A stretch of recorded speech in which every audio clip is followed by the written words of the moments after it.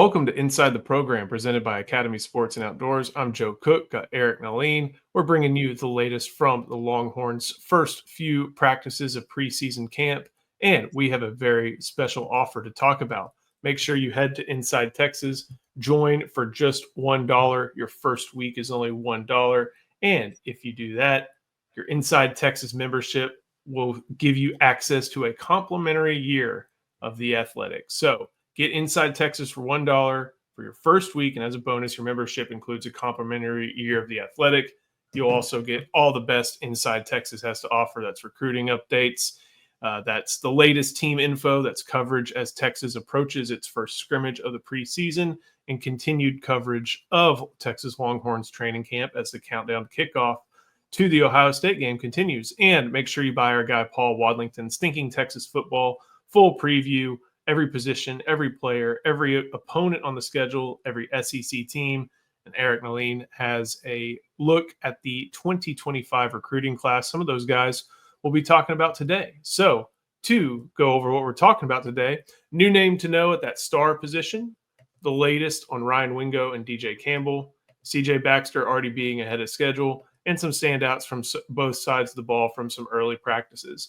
Eric Starr has been kind of the big discussion point because of Grayson Littleton going from true freshman early enrollee to first string guy. But there's been another very notable player, and I think it's important to say he's been taking reps at Starr. It doesn't mean he's the guy, but they're trying a lot of different things and a lot of different names at Starr. Yeah, kind of an old name at Starr. Michael Tapp has been the longest tenured player in the program. And he actually made his name early in his time at Texas by being able to play Starr at a pretty high level, making plays in practice. We were hearing about him early on as not looking like a walk-on. So he's played this position before. He's there now. He's played it quite a bit in the first three practices. You know, this is in the closed portion, not there when the media is out there lurking around. He's getting a lot of reps now. They want you can tell that they want an experienced, steady hand there. While they bring Grayson Littleton and Wardell Mack around. I think September is probably the better time to do that with the younger players, and I think they're looking for a veteran that they could play there against Ohio State. Now, we'll see if it maintains like this. Obviously, I don't think Taft came back to play Starr.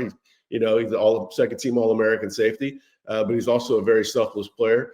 I think he could probably communicate from there. It's usually not ideal. Normally that guy comes from the back end, but they've got enough experience around him to where communication might not be as big of an issue as it was in years past.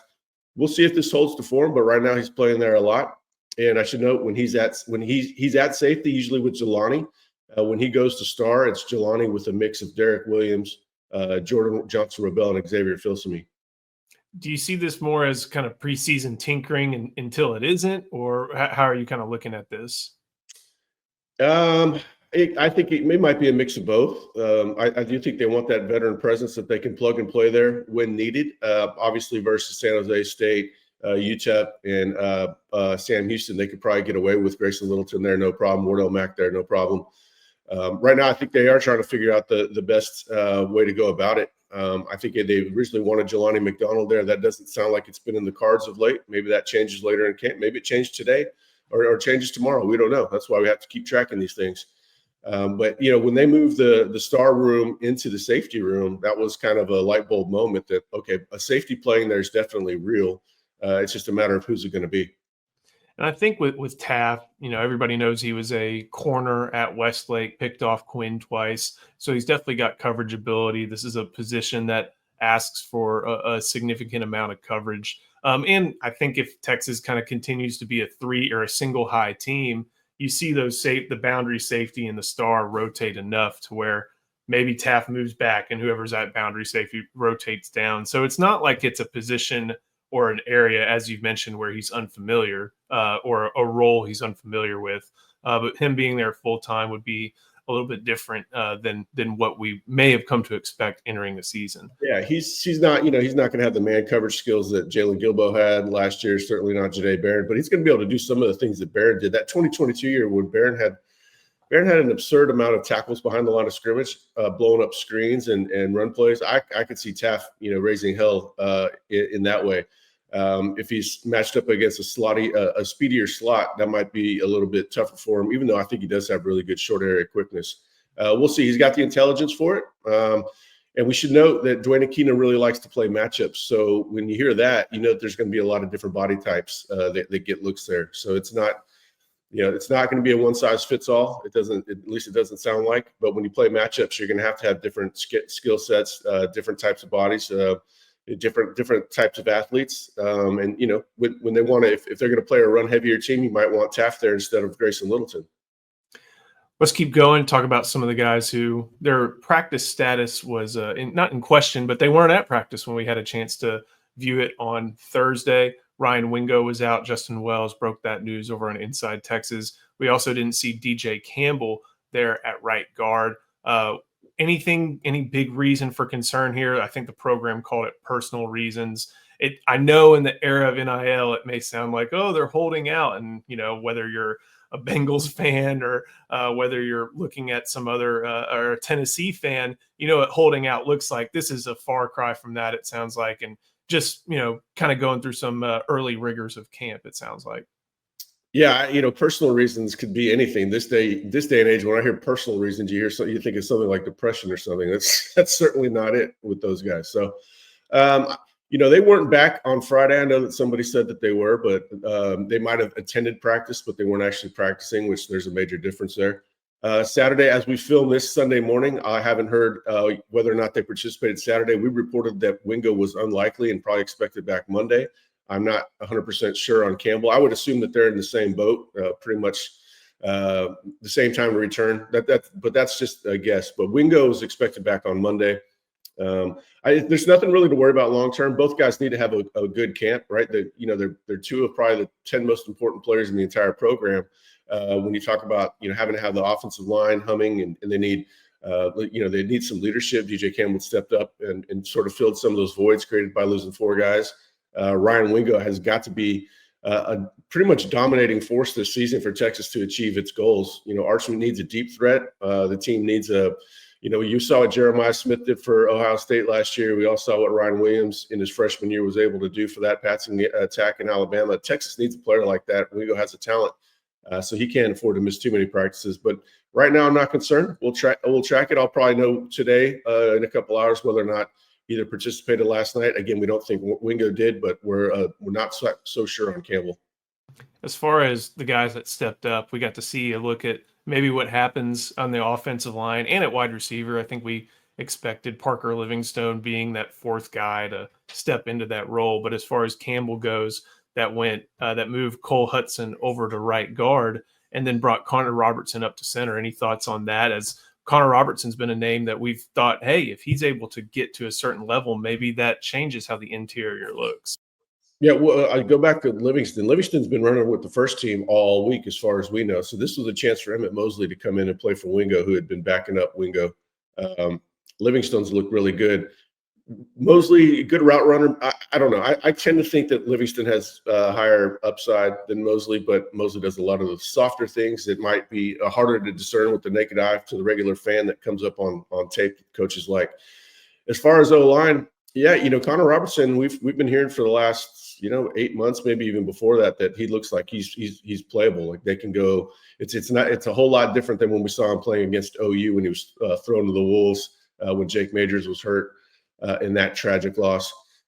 He's come a long way, and yeah, you can always move Cole Hudson. Cole Hudson's played right guard a ton. That's been his main position since he arrived on campus. He started 13 games, I believe, as a true freshman. So that's certainly something they can look at.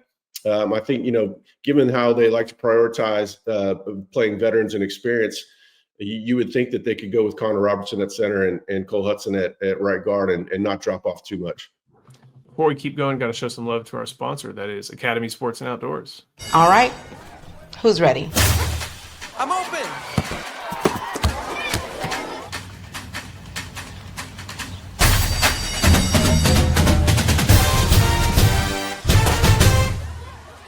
We'll keep going talking about some running backs, and that is CJ Baxter. And I think there's a sense of when you see CJ Baxter just on the field, there's a little bit of a celebration and knowing that, hey, he's worked hard to get to where he's at, to be at practice. There are some players who take years to recover from the injuries that he sustained. But not only is he going through practice, he's doing some great things there too. Yeah, he looks good. Outside he's wearing a cumbersome knee brace, of course. That's to be expected. And he's added weight. He looks just so much different than any of the other running backs out there. So you have to kind of compartmentalize when you watch him and say, okay, this is actually a 230-pound man, and not one of these 5'11", 205-pound guys. So he's not going to move like Christian Clark. It's just not. If he moved like Christian Clark, we'd be talking about a Hall of Fame talent here. But he moves well for his size, his added size, and coming back for a knee injury. We will say he's ahead of schedule. We have people that say, yeah, he can play against Ohio State, or at least they expect him to be able to play against Ohio State in the opener August 30th later this month. Now that doesn't mean he's 100%. We've heard he's at 90%, but he looks good. And again, this is not coming from what we saw in open practice. This is what we're hearing about coming off of some thud practices. And again, thud practice at Texas, it's pretty damn physical. They're not tackling to the ground, but they're popping up top. And he looks pretty good, running with good power and pretty decisive.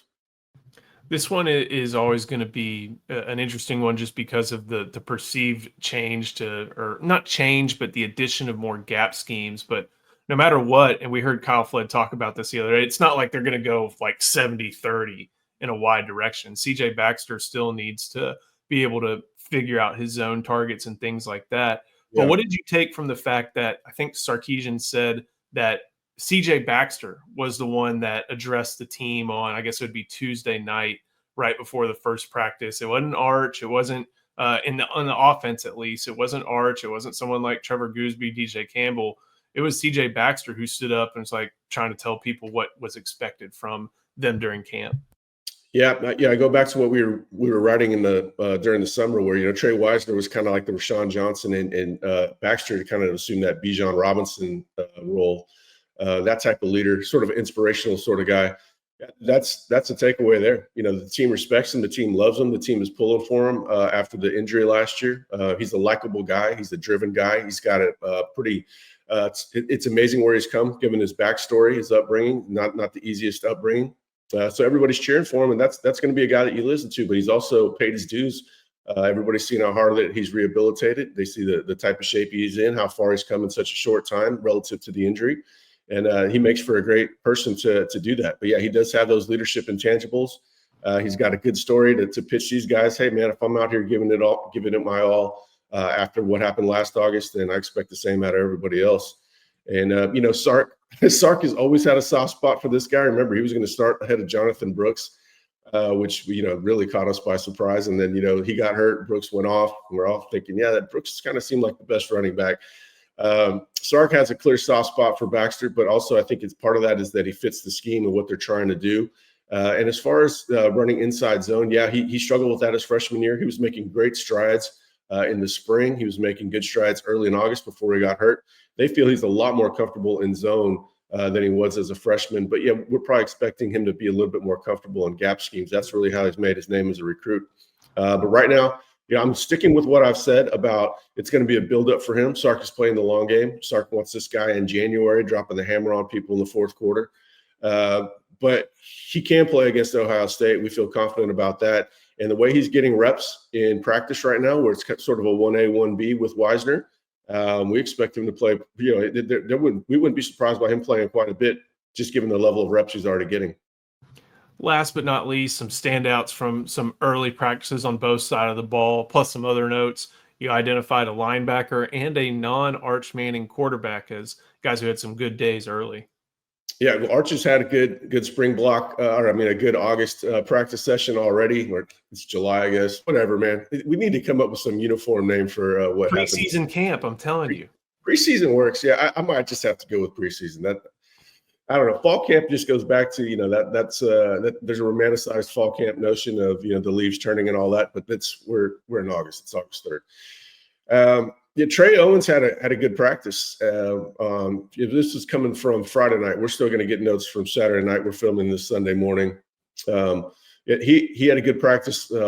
Was really accurate, decisive with the ball. Stark challenged him when they brought in Matthew Caldwell. Hey, we're bringing in this veteran, but you go win that backup job. And Trey's never backed down from that. He seems like he's rising to the occasion. Of course, he has all the arm talent. It's just going to be about processing speed, getting the ball out quick. if he does that, it might not be set in stone that Caldwell will be the backup.